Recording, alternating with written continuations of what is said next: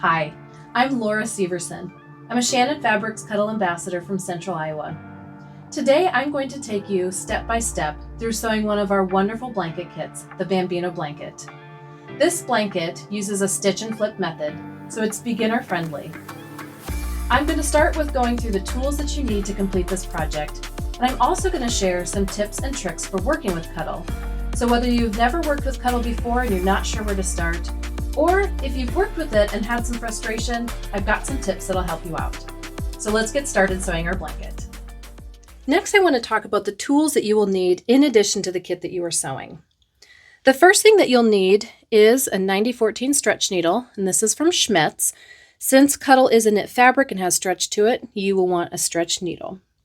Additionally, Cuddle is a polyester fabric, so using a polyester thread is important. This is Metro Scene from Metler.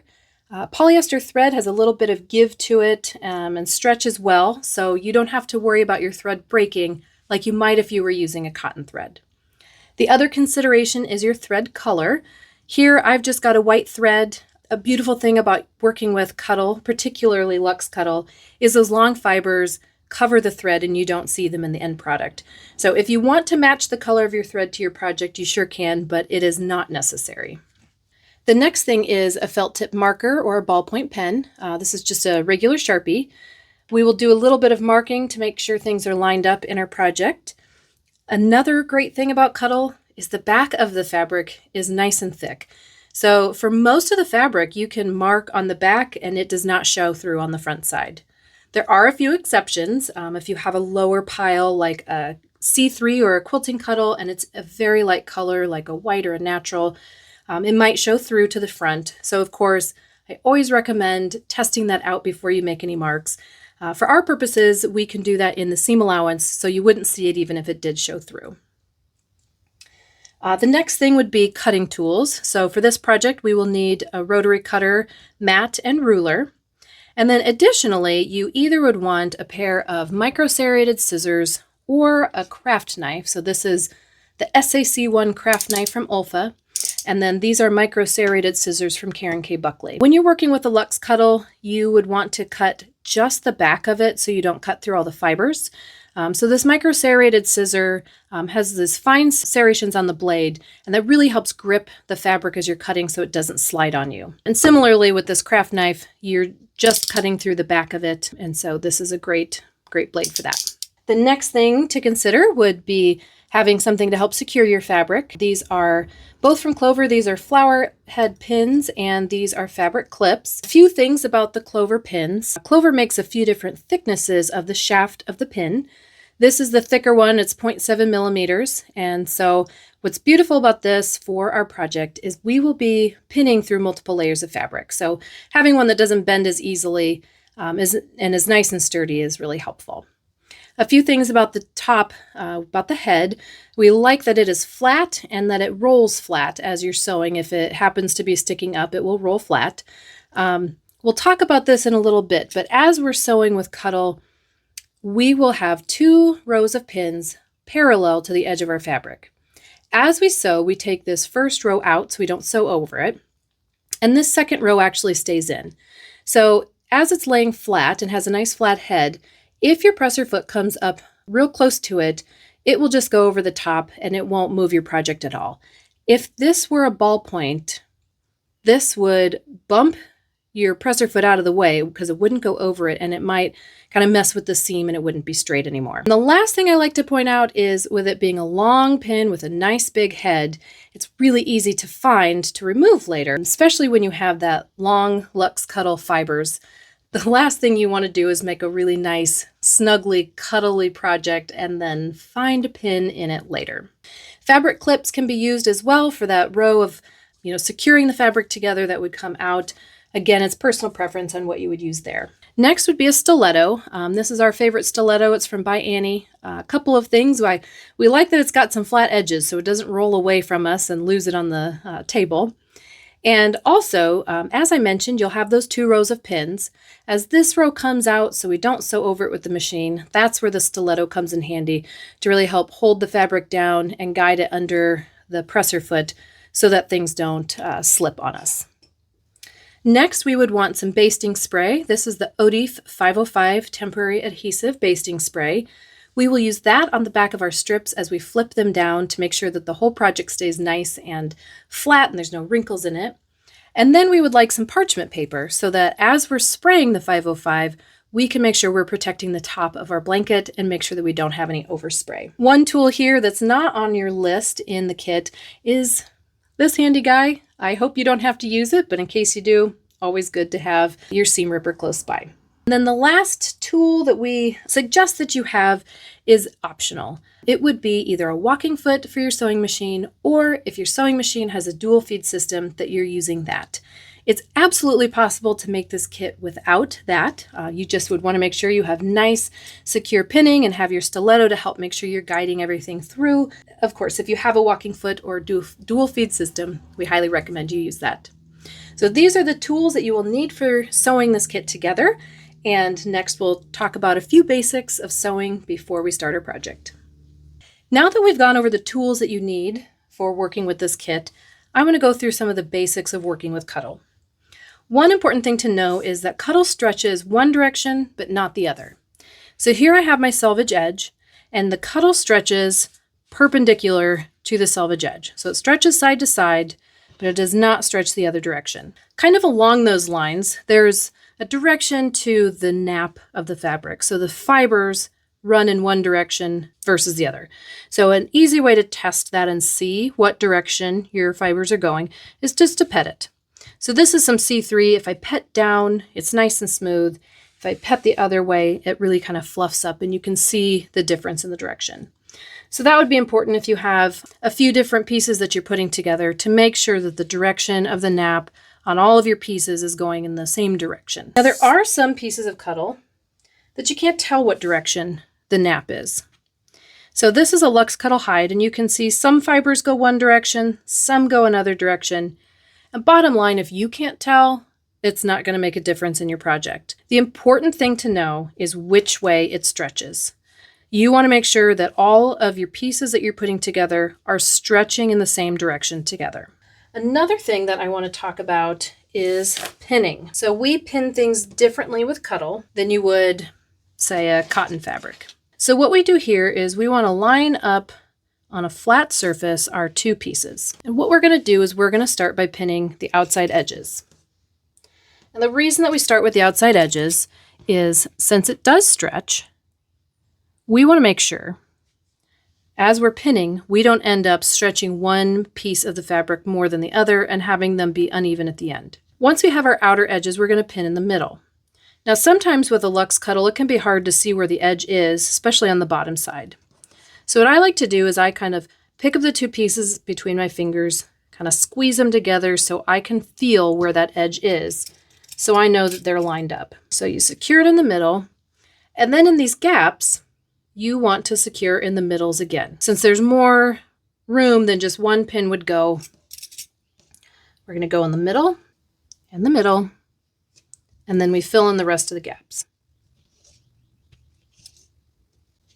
Now, another thing that we do differently with Cuddle than you would other fabrics is we're going to add a second row of pins. This second row of pins will be about a ½ inch away from the first row, and you can pin one direction down to the other because we've already made sure that it's even and it's not going to stretch. This row of pins will stay in the whole time that you are sewing the seam. And the reason for that is to keep the fabric from shifting and sliding on itself and to keep it nice and secure. Now, as you are sewing and you take that first row of pins out, because of course you don't want to sew on them with your needle, that gives an opportunity for it to slide a little bit. And so this row of pins keeps your fabric nice and secure. As I mentioned earlier, this stiletto is a really helpful tool because as we're sewing and this first row of pins comes out, your stiletto is really helpful in helping make sure this little bit that still could slide is going to stay nice and secure. So say I've sewn up to here and I take this next pin out, that still could slide some and still could create, an issue where you get off down the road. So you can use your stiletto to kind of help hold down and hold secure and help guide up through the machine. So that is where the stiletto comes in really handy. Next, I'm going to tell you about the different ways that you can cut Cuddle and ways that you can kind of deal with the mess. So if I had, a C3 like this, or a quilting Cuddle, something with a lower fiber, it's okay to use the rotary cutter. That's what I would recommend using. And, you're going to have a little bit of Cuddle dust because you're going to cut some of the fibers, but it's usually pretty minimal and you can vacuum it up or kind of sweep it off your table. Now, when you have a Luxe Cuddle, here is Luxe Cuddle Hide. Here is something with a much longer fiber. When you use the rotary cutter, what you're doing is you're just cutting the fibers, and that's what's creating the mess for you. So I'm going to show you how that looks and what you can do about it. Okay, so here you can see I've got a mess, and the more I play with it, the bigger the mess gets. One thing you can do is you can use a handheld vacuum. This is what I like to do, and you want to make sure it's one that shoots the air out the back. Otherwise, if it's shooting air out the side, it's just going to blow the mess side to side and make it larger. So what I do is, if I used my rotary cutter on a Luxe Cuddle, I would cut it, I would gently pull it apart, and then I would just vacuum the edges of the fabric. Here you see, I don't have any mess, I'm not shedding anything. There may be times you want to use your rotary cutter on a Luxe Cuddle, and so that's one way that you can help mitigate the mess. Another thing you can do is you could take your pieces that you cut, put them in your dryer, and tumble with no heat, just fluff them. And all those fibers will get caught in your lint trap. If you have something longer, like a bunny or an encore, and you're worried about static, you could put a damp towel in there. And you also could just take it outside and shake it, making sure that the wind is not blowing towards you. Now I'm going to show you why you might want to use the micro-serrated scissors or the craft knife, like I explained, in the tools that you'd be using. So here, if I use my rotary cutter on this really nice long fiber, I'm going to have a big mess. So the two different tools I mentioned you can use, the scissors, what you would do, you either can start at the end or depending on what you're cutting, you can always make a little snip.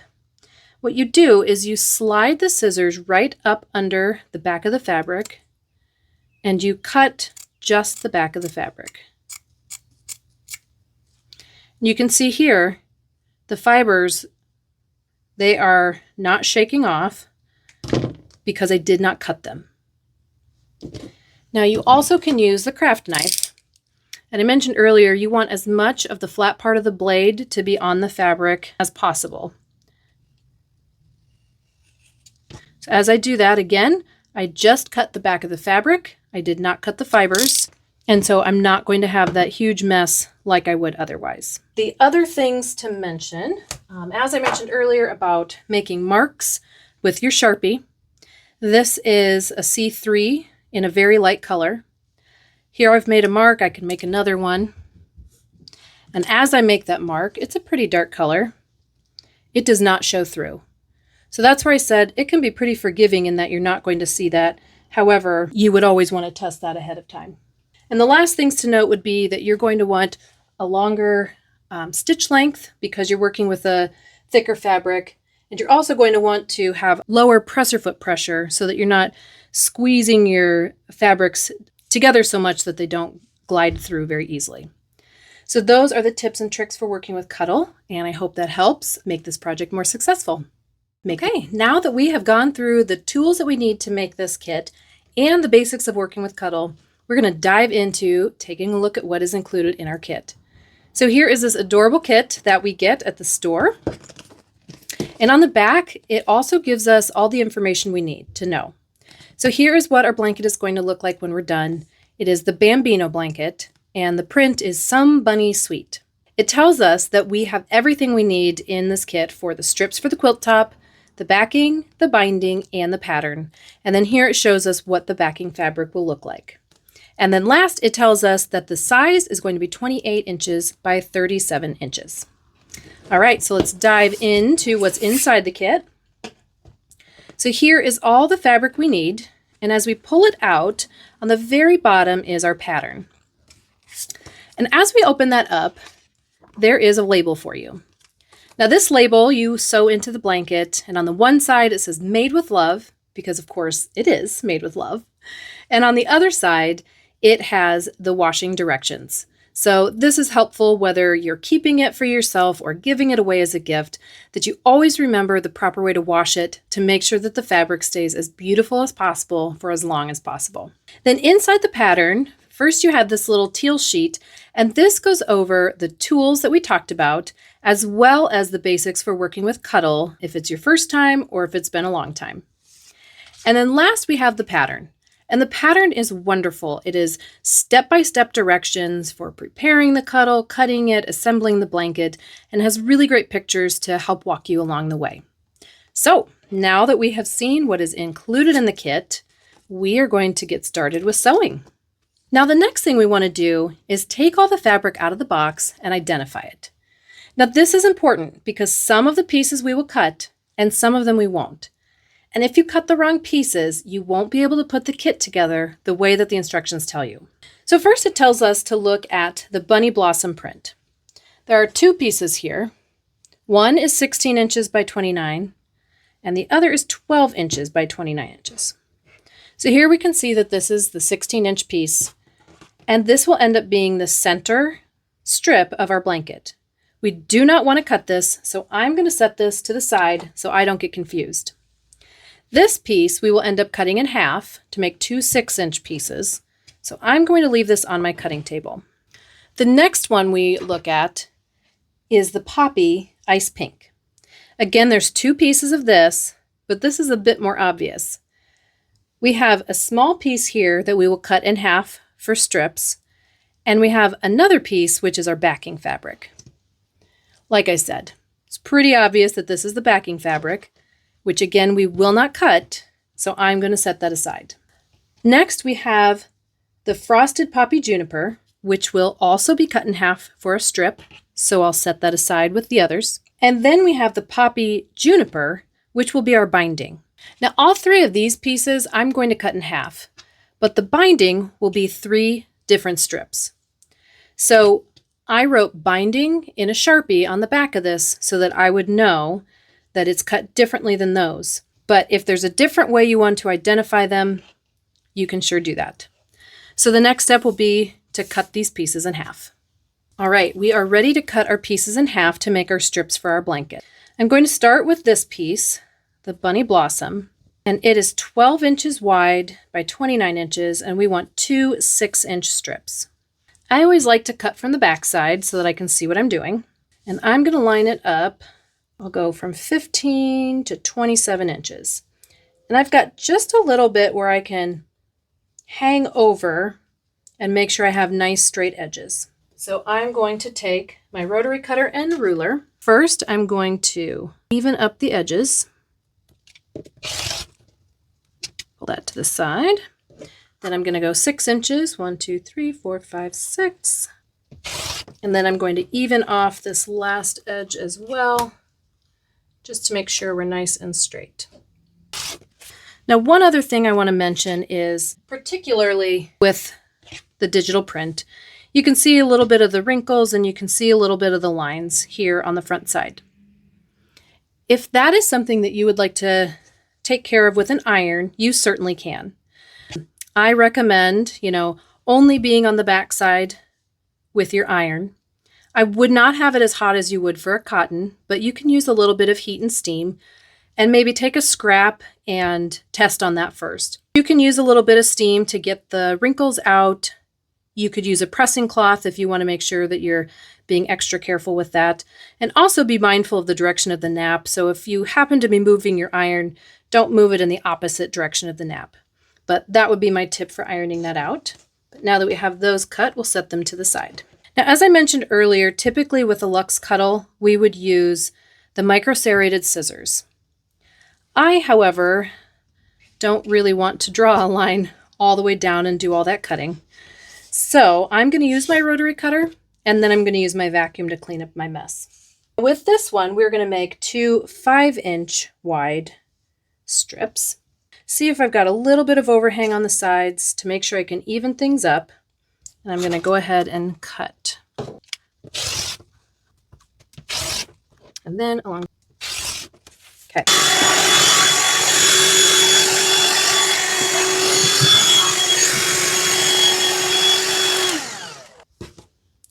set those to the side. And then I have this strip to cut in half as well. So this one is 5 inches, and we will do 2.5 inches.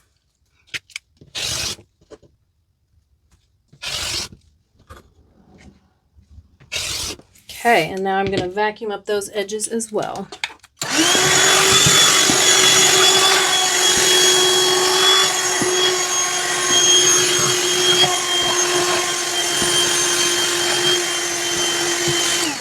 We are cutting 3 strips, and they will each be 1 3/4 inch. And I'm actually going to use a longer ruler for this one.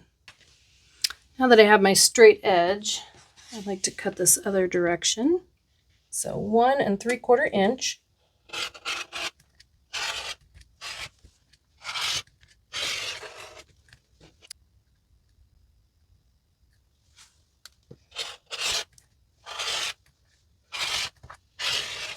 Now when I cut smaller pieces of Luxe Cuddle, I absolutely use the micro serrated scissors. When I'm cutting long strips, since I have my vacuum and a method that works well for me, I like to do that instead. Vacuum these up, and then we are ready to move on. Now we have all of our pieces cut. So we have the strips that go in our blanket, and we have the binding for our blanket, backing fabric, and we have the middle section of our blanket. So from here, we are going to work on actually assembling the blanket. We will start with our backing fabric and the middle strip. Now, the first thing we're going to do is take the backing fabric, and we are going to mark wrong side where the halfway point is. So we are going to fold the longest direction together. So this is the width of our blanket. Once we get our edges lined up, we can find where the center is, and then we're going to make a mark on the wrong side.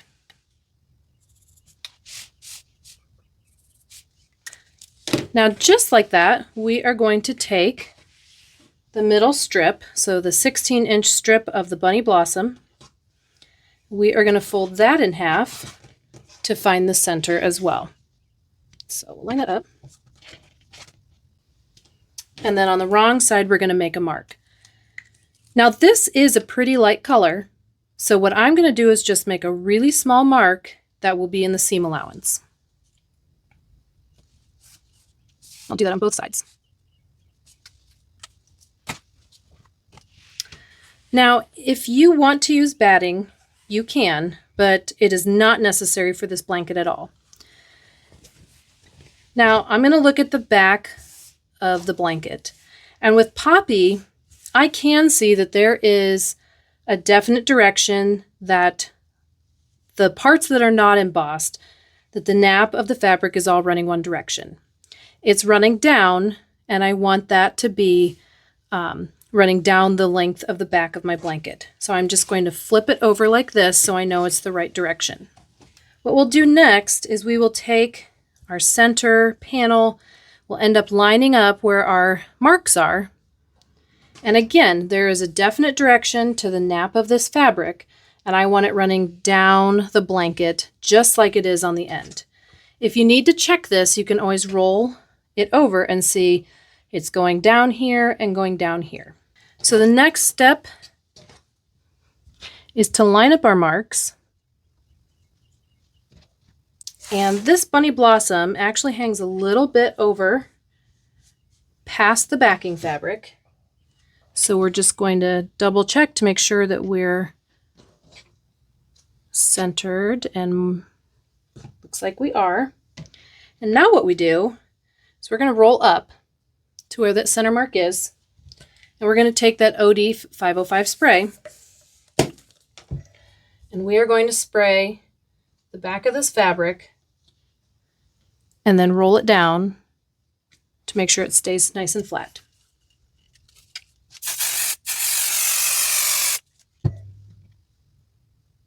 I'm going to gently roll that down, and I'm going to smooth it out. If there's a little wrinkle, I'm just going to tug and make sure that wrinkle gets out. It's repositionable, which is great. Then I'm going to do the top half. I'm going to pull it down so it comes past. So I want to make sure I'm not spraying on the top of this. So I'm going to pull it down a little bit past. And I'm going to spray the back side again.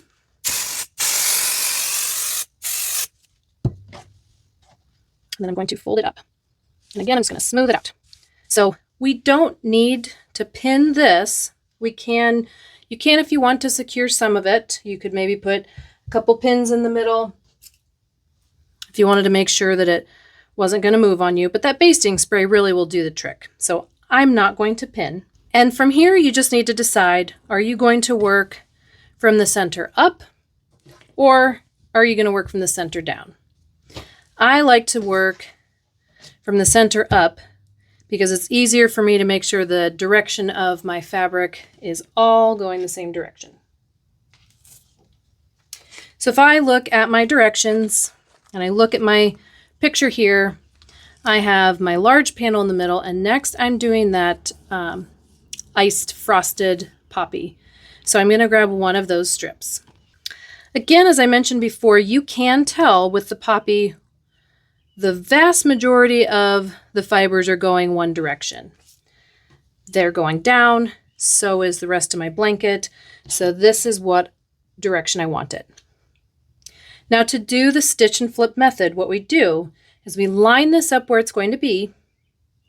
We're going to flip it down so that we can pin. We will pin all the way across here, and then we will sew. And then when we come back, what we'll end up doing is flipping and then repeating that process. So I'm going to first pin my first row. Again, I'm going outside edge.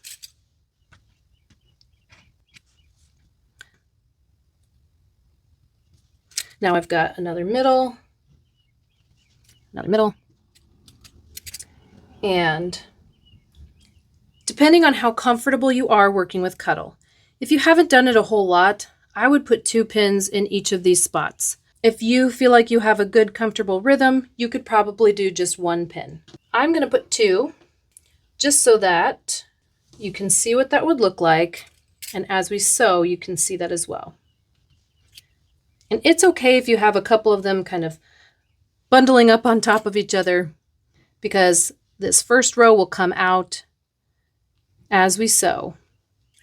And you almost can't have too many pins in that first row, because again, every time you take a pin out, it gives a little opportunity for the fabric to slide just a little bit. And if you have more pins in there, you're really mitigating that risk of having the opportunity for it to slide. So we will finish up this row of pins. And like I mentioned earlier, these have the thicker 0.7 millimeter shaft. So right now I'm going through 2 layers of Luxe Cuddle and a layer of the digital printed Cuddle.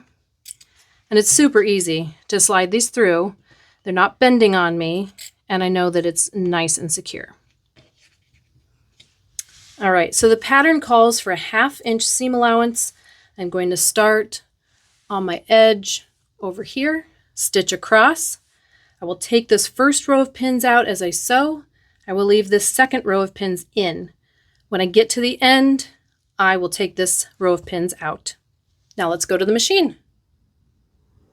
Now, as I mentioned earlier, if your sewing machine, if you have a walking foot or if you have the dual feed system, you would want to activate that now.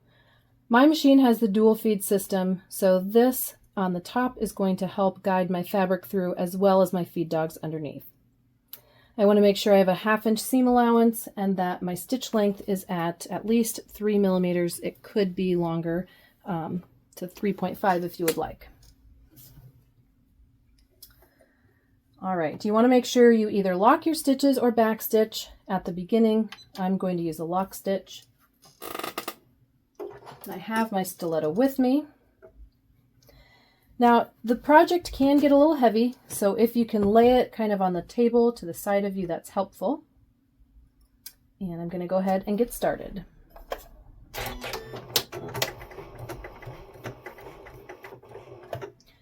Start by taking out your first pin. I'm going to use my stiletto to help guide, and we'll just slowly work our way down the seam.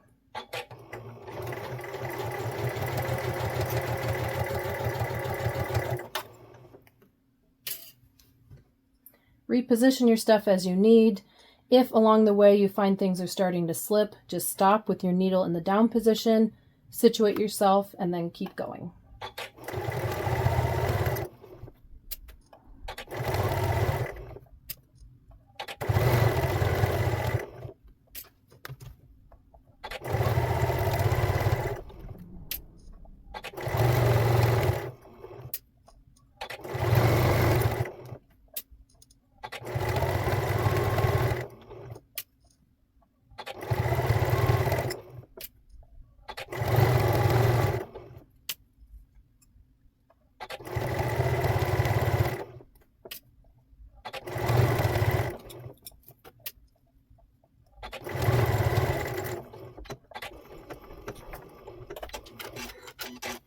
Now that we have that seam, we can go ahead and take the pins out. I like to come from the back side where the heads are so I don't poke myself with the pin next to it.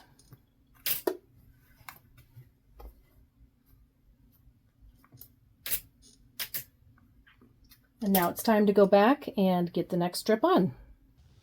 Now we are going to flip our strip and then add our next strip on. This is where the parchment paper comes in really handy. I like to roll a piece that's a little bit wider than my project. I tuck it over my front of my blanket and right up under where my strip is and flip my strip down over it. So now I'm going to spray the back of this and flip it, and then I will add my next strip.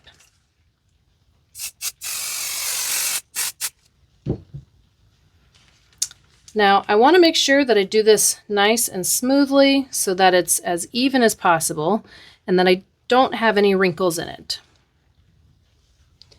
Again, you can always reposition it because it's a temporary basting spray. And then I get my next strip and we repeat that process. So again, I take a look at my poppy. I can see the direction of this nap is going the same as the rest of my blanket. So I set it where it's going to be in the correct direction, and then I flip it down over that last strip. And I will pin and sew the seam.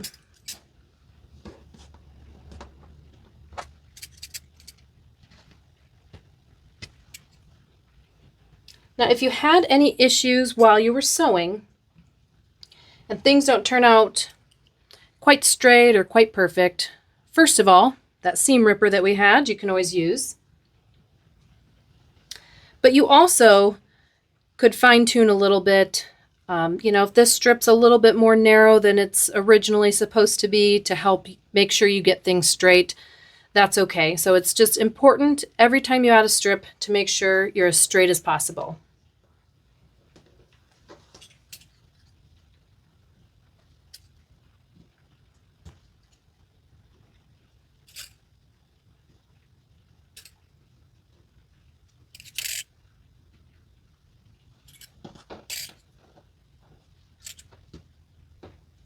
And the second row of pins don't need to be as close as your first row of pins from one to the next. You can have a larger gap, but again, this just helps keep the rest of the fabric from shifting and avoiding any slipping and issues.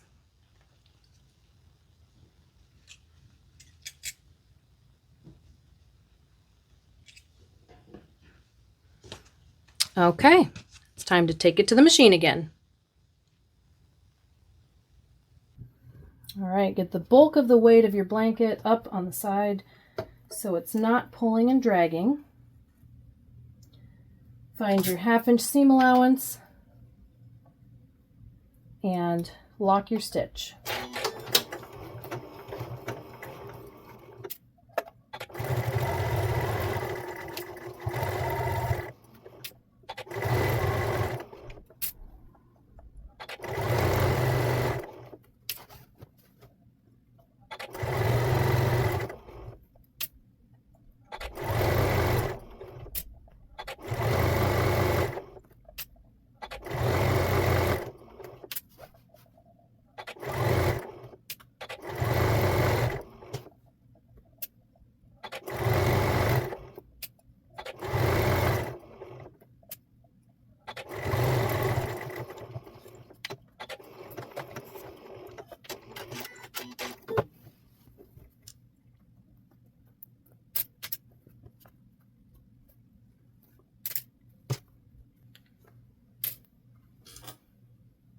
Okay, we have our next strip on, so we're going to take that parchment paper,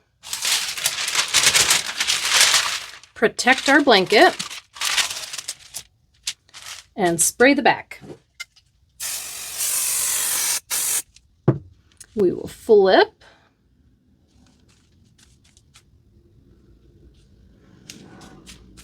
And then we'll add our last strip to the top.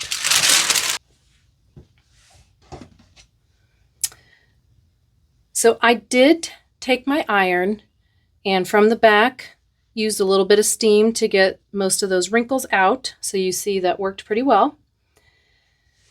Now with this being a print with an obvious direction to it, I can tell already that that is going in the right direction.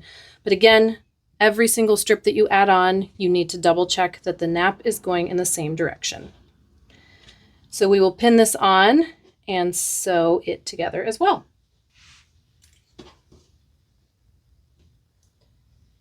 And I feel like if this is not your normal way of pinning, you can never say it too many times. Start on the outsides, go to the middle, and then you fill in the middles in between. And you can see how quickly this blanket comes together. Once we flip this strip up, the top half will be done. And just as quickly as we did that top half, we'll get the bottom half together, and then it'll just be ready to do the binding. All right, so our second row of pins here, and we'll be ready to go to the machine.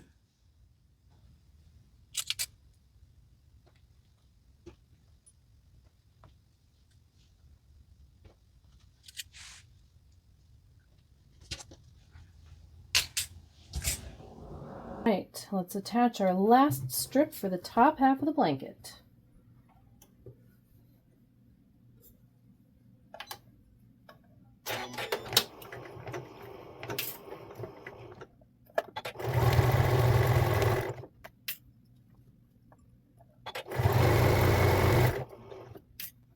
Here I didn't put as many pins in between, and you can see when I pulled that one pin out, I have quite a long gap. Now, if you have two Luxe Cuddles together, that can be problematic in that it gives you a chance to shift. So again, the stiletto is very helpful, as is having more pins along the way. In that case, slow and steady is really helpful.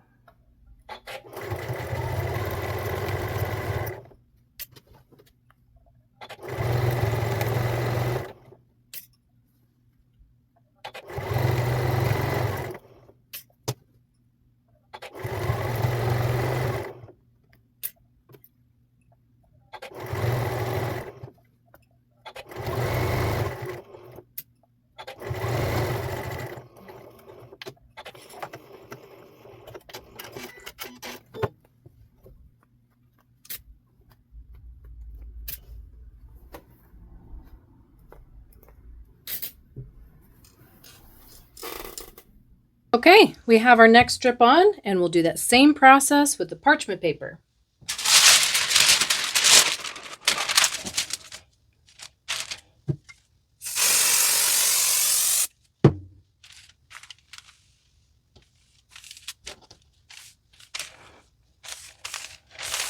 All right, now it may be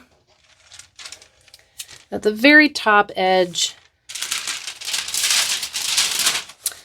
is not quite lined up with where your strip came out, and that is completely fine.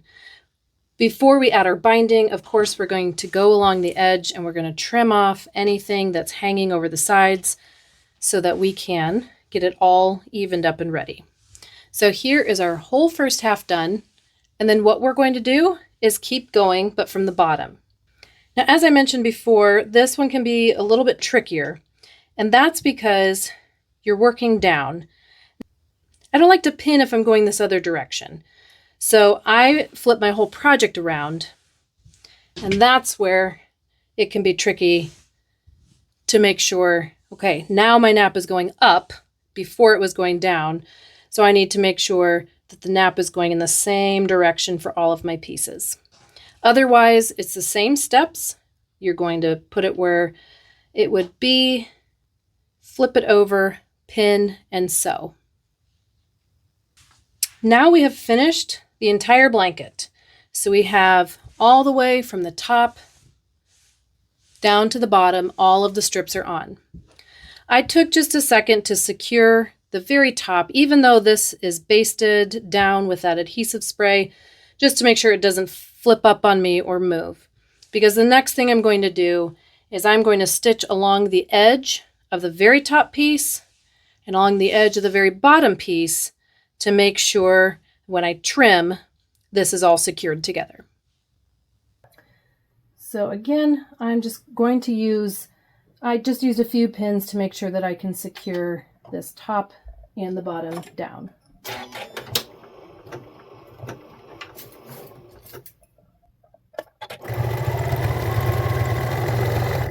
Ooh, got a little close there.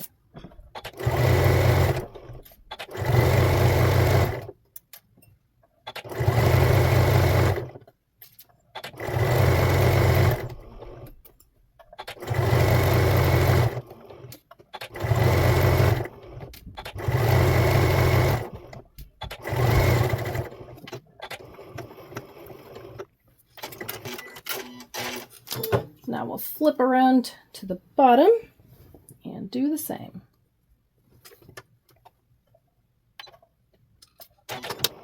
You can see it's a lot easier with the basting spray and your wrong sides together, so you can go a little quicker.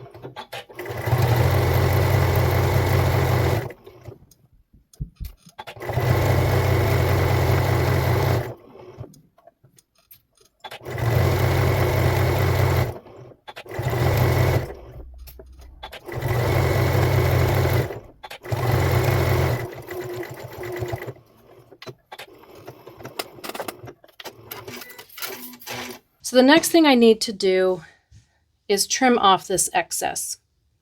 What I like to use is a large ruler for my corners to make sure that I am nice and square before I go down the edges. Now here I can see the edge of my backing fabric is right there. So I'm going to line up with the edge of my backing fabric and right there with the top. Okay. Now I'm going to do my other corner. And I can use this to see where the edge of my backing fabric will be and try to line up with where that's at.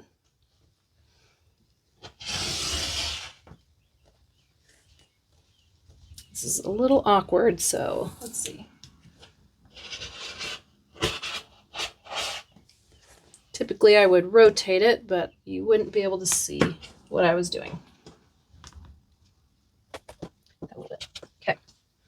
Now I either take a long ruler depending on the space or just the same ruler, and I finish the top. Next I do the bottom the same way, and then I'll come back up and finish the sides. So again, I can use this corner to see where the edge will be of the backing fabric and find where I can go straight across with that bottom strip.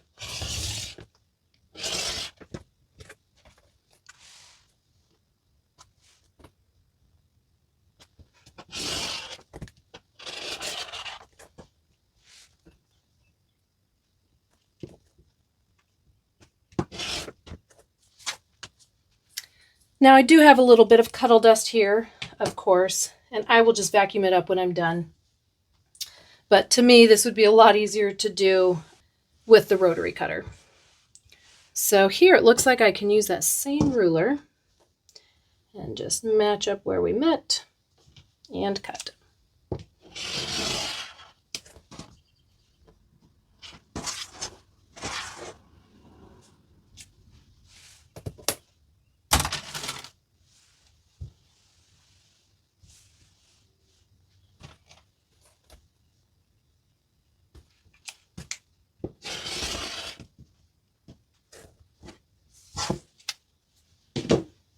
Okay, we have assembled the entire blanket except for the binding. So we will get working on the binding next. And after that, you're completely done. Now that we have the top of the blanket assembled, we are going to work on the binding. So you have your 3 strips of binding that you cut. First, you want to make sure that the direction of the nap is going the same way. I see I have that one upside down. So most of the fibers on this are going down except for where it's embossed. And again, if you can't really tell, it's not going to be a big deal in the binding. So in order for us to attach these to make one long strip, we're going to take the end of one. And now that we see that together they have the nap going the same direction, we're going to take this one and turn it perpendicular and cross. We're going to sew across here, so then when we flip it open, it'll be one continuous strip all going the same direction. So I like to just put a couple of pins in and in the direction that I know which way I'm sewing. So that just helps me remember I'm sewing here in between those 2 pins. Now we're going to take the one that we just pinned and take our 3rd strip. Again, make sure that they're going the same direction. And then we're just going to flip this one perpendicular. I like to have a little bit of overhang on each side just to make sure when I sew, everything ends up even when I flip it.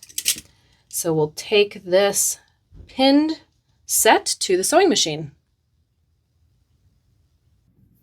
So I'll get my first piece of binding here that I'm connecting, and I'm going to go from where they connect here to where they connect here. I'm going to lock the stitches at the beginning and the end.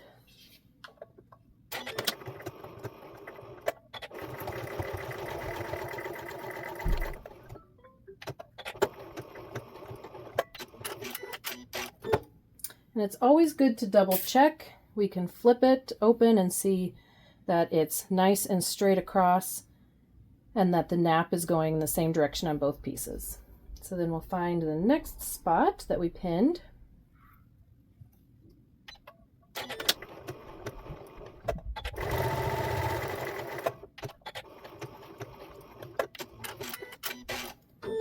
All right, now that our binding is all sewn together, we will trim off the edges and we'll start attaching it to the blanket. Let's trim this excess part off. I like to trim at about 1/4 inch.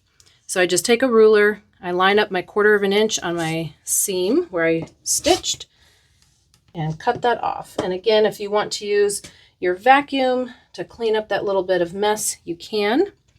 It's a lot easier. And then we'll cut this one as well. And now we have one long continuous piece of binding and we will attach it to the blanket. The next thing we're going to do is attach the binding to the blanket. We're going to start by attaching the binding to the back side of the blanket, and we will start on one of the long edges. What we will do first is make sure that we have a tail that we do not attach at first. So we're going to leave a generous amount, maybe 8 to 10 inches, that is not pinned or secured. So once we have that amount there, we can start pinning. And I'm going to put one pin perpendicular so I know where I'm going to start. We're just going to go down to the edge of the first corner here. What we're going to do is we're going to pin all the way down along and we'll stop at the corner. You want to make sure you're not pulling the binding tight as you're pinning, and we're going to do the same method that we did before where we start on the outsides and then go to the middle, and we will do a second row of pins again as well.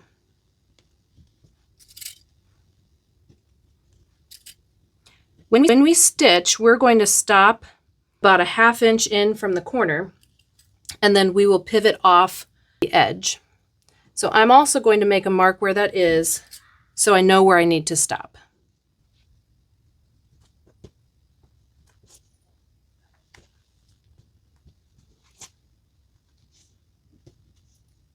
So now I'm going to make my mark 1/2 inch in from the corner. I'm just going to use, here's a 1/2 inch by 1/2 inch, so I'm going to set that on the corner and just make a little dot. So I know when I get to that dot, I need to stop and then pivot and come diagonal off to the corner. Let's take it to the machine and get started sewing. Okay, so I am going to start sewing where I have this pin. And I'm going to make sure that I lock my stitches at the beginning and the end. And again, I'll use my stiletto to help guide me. The bulk of my project with the weight of it is here on the table, and I'll take it slow as I need.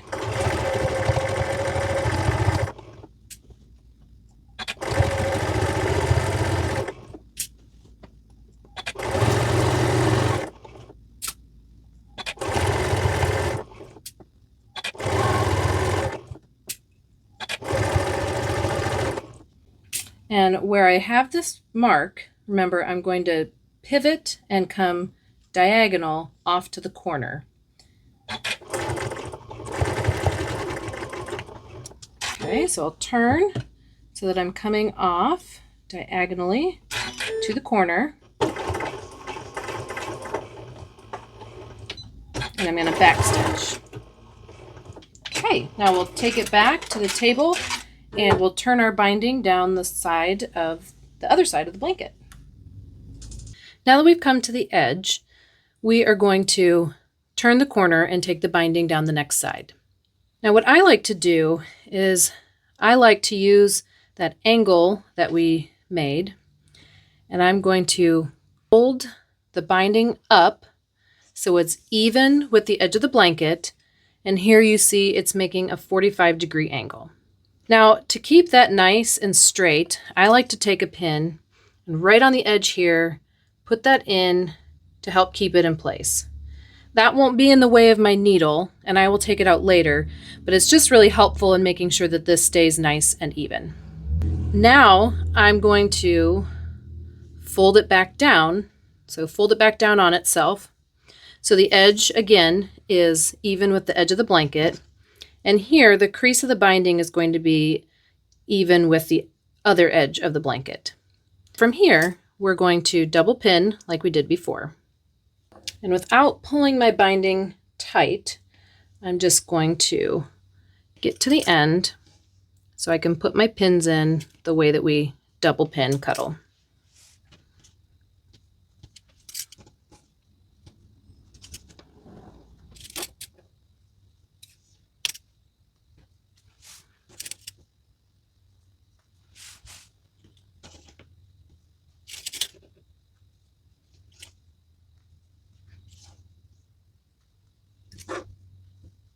Now, once you start with your second row of pins, you sure can take this one out and transfer it to the top. That way you know you're not going to lose it in the project. But even if you don't do that, it's well enough out of the way of the needle that you should be fine if you wanted to leave it underneath.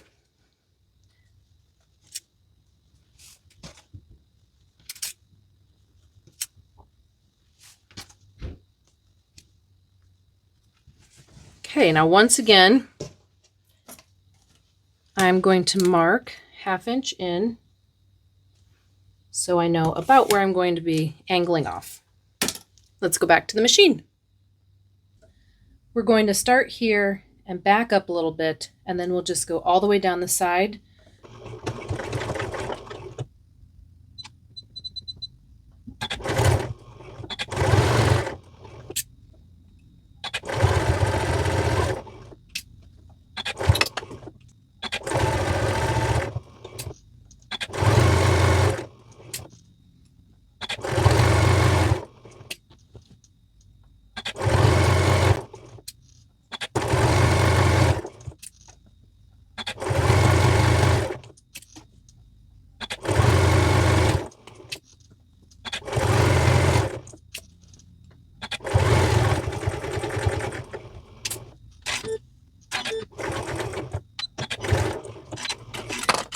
Now that we're on our last side, we are going to start by doing the corner the same way.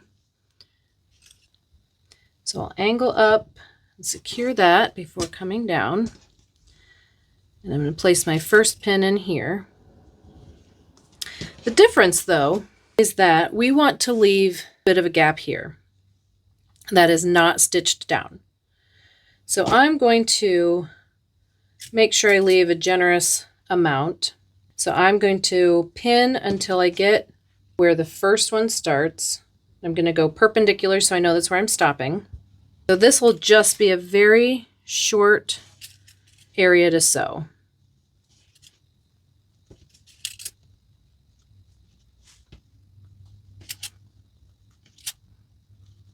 So we will stitch down to here, and then when we come back, we will connect these two pieces so that we can finish the binding. We're going to start the same way we did on each of the other sides. We're going to back up, but here we're just going to sew until we get to that perpendicular pin.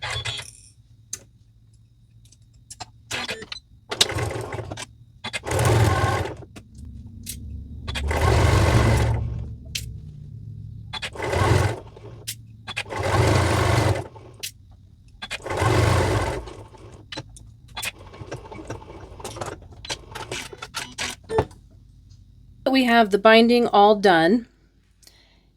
If you have a really long overlap, you can always trim it down a little bit, but make sure that you at least overlap to where you started stitching to begin with. What we're going to do is we are going to see where they meet in the middle, take one of them and fold down, and the other one and fold up. So here they meet, and that's where we're going to end up sewing. Now you can mark where they meet with a Sharpie, either feeling where the underneath piece of binding is, or you can use a little ruler to make that mark. So here I can see that that's where my other binding is. I'm going to use this as a guide for my angle, and then I'm going to make a mark here.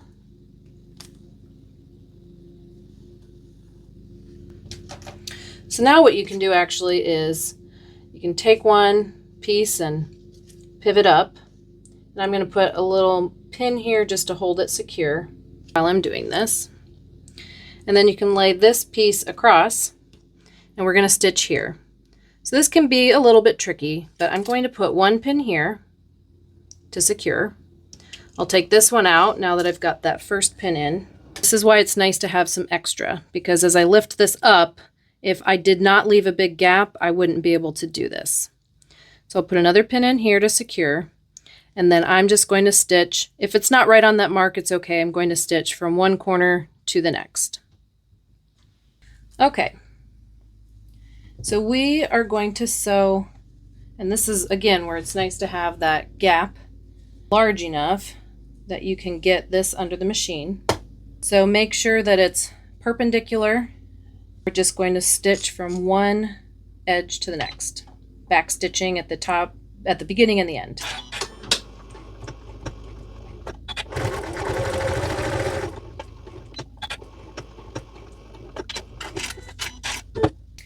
Now you can take your pins out and check, and you'll know you have it right when you open it up and the binding is continuous.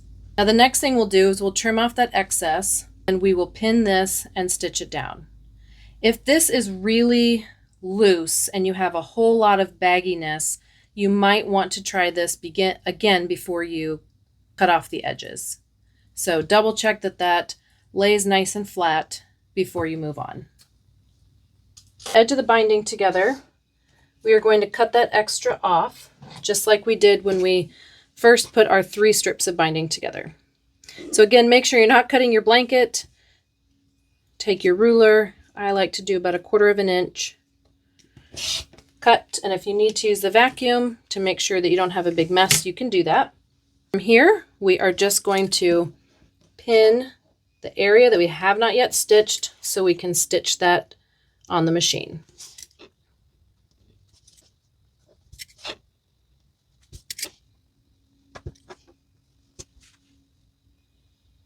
I'm going to overlap a little bit where I stopped stitching just to make sure that we're nice and straight and secure. We'll just stitch to the end of the gap.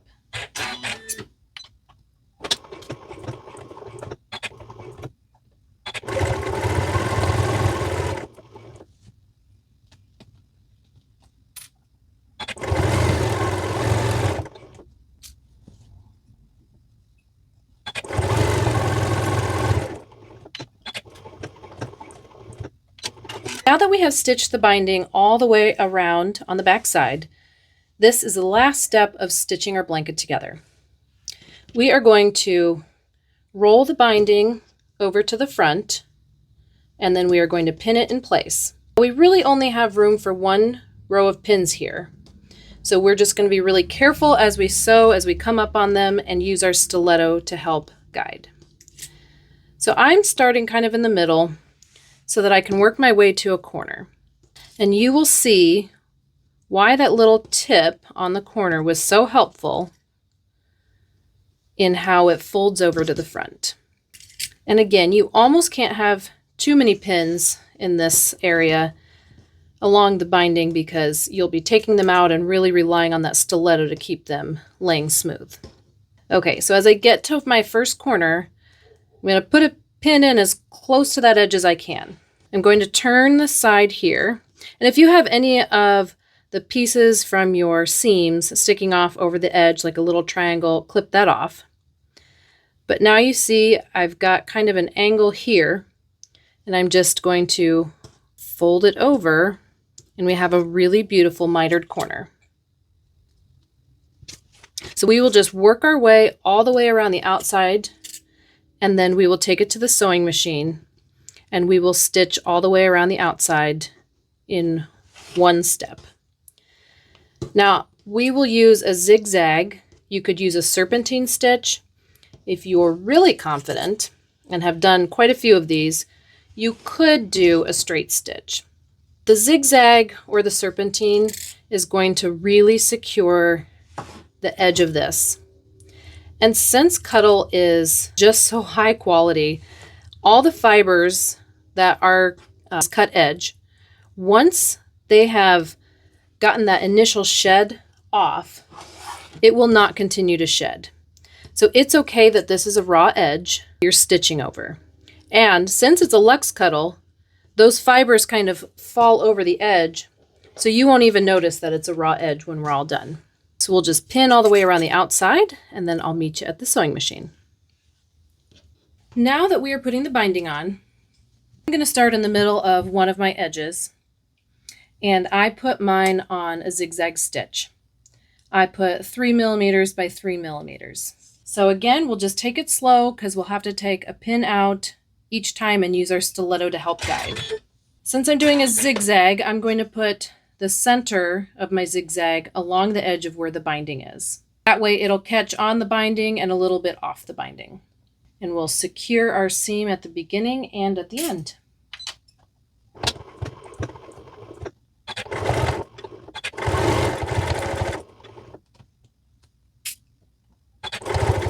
Not perfect, that's okay. We are actually going to take our stiletto later and fluff up the fibers along where our stitches are so that you don't see them. So just do the best you can.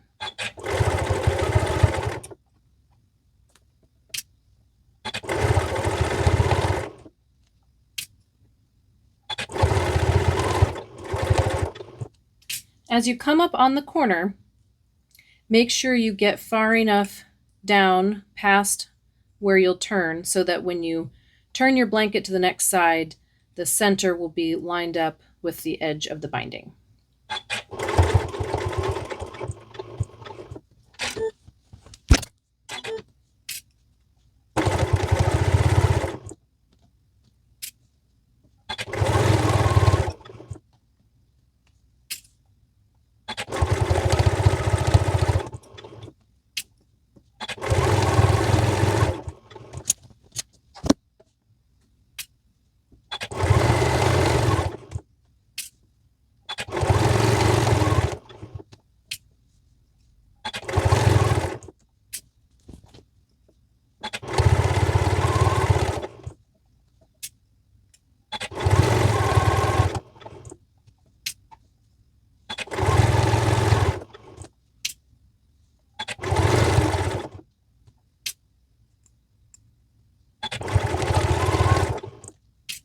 And if you pull that corner pin out and it kind of undoes itself, just take time, get it back where it needs to be, and hold it tightly with the stiletto.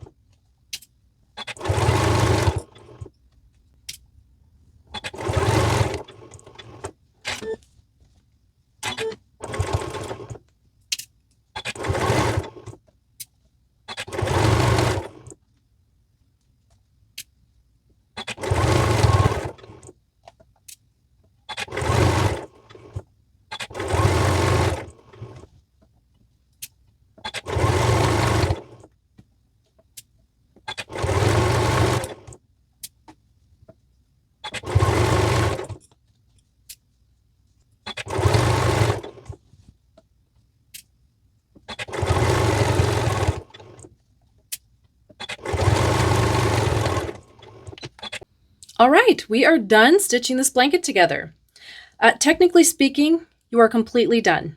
But I do have one more tip I want to show you, just in case you would like a little bit more of a polished look. So remember that stiletto from earlier, the By Annie stiletto? This is another one of my favorite things about Cuddle, that it's just so forgiving and can hide any sort of mistake you've made, or that thread if it's showing through and it's not the right color. So if you can see, these long fibers are tucked up under the seam that we just sewed. So what we can do is we can take our stiletto and fluff those fibers up over the thread so you don't even see it. Now you don't have to sit here and poke like this. There's a little faster way that you can do it. I still recommend being gentle, even though it is a more durable thread. But all you do is take the tip of the stiletto and gently rub it next to where your seam is, and it will get those fibers untucked from under the seam. So you can go along the edge of your binding, fluff the fibers up so that you don't see any of your seam. And you also can do that on the back if you don't want to see these lines that you stitched. Now, one thing about this poppy is there are places where the nap goes in different directions because of the embossing. So just pay attention to which the fibers are stuck under. Go on that side of the seam to fluff them out. This doesn't take too terribly long, and again, it's not a necessary step, but it's one that I like to do because it hides all of that perfection, and it just looks so gorgeous. Thanks for joining me today in sewing our Bambino blanket kit together. I'm sure that yours turned out just as gorgeous as this one did. Whether it was your first time working with Cuddle, or if you've done projects in the past, I hope that you learned a few tips and tricks along the way that'll help you out for your next project. I look forward to sewing another kit together with you. I'll see you soon.